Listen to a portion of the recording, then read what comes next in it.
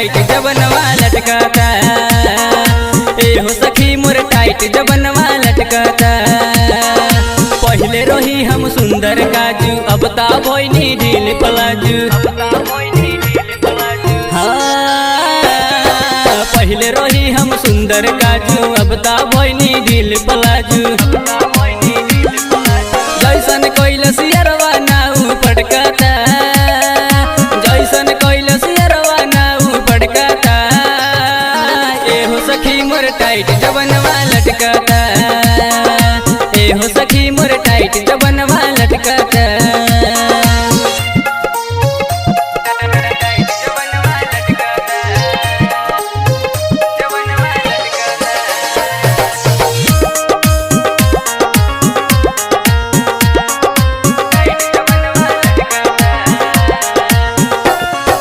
जैसन खोजनी वैसन मर्दा मिलल ना, पापा के दिहल पलंगिया हिलल ना।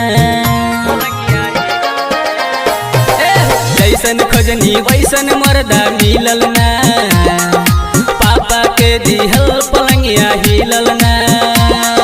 सजिया के प्यार पावेला मन तरसता, सजिया के प्यार पावेला मन तरसता। ए हो सखी मोर टाइट जबनवा लटकाता। ए हो सखी मोर टाइट जबनवा लटकाता।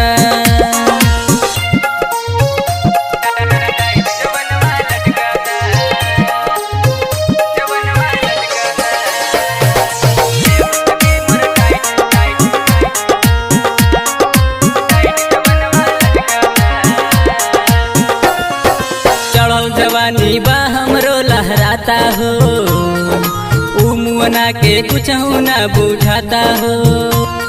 ए सखी चढ़ल जवानी बा हमरो लहराता हो, मुअना के कुछ ना बुझाता हो। उमेश परदेसी के खातिर मन भटकाता, उमेश परदेसी के खातिर मन भटकाता। ये हो सखी मोर टाइट जबनवा लटकाता। ए हो सखी मोर टाइट जबनवा लटकाता। रिया फिल्म्स रिकॉर्डिंग स्टूडियो।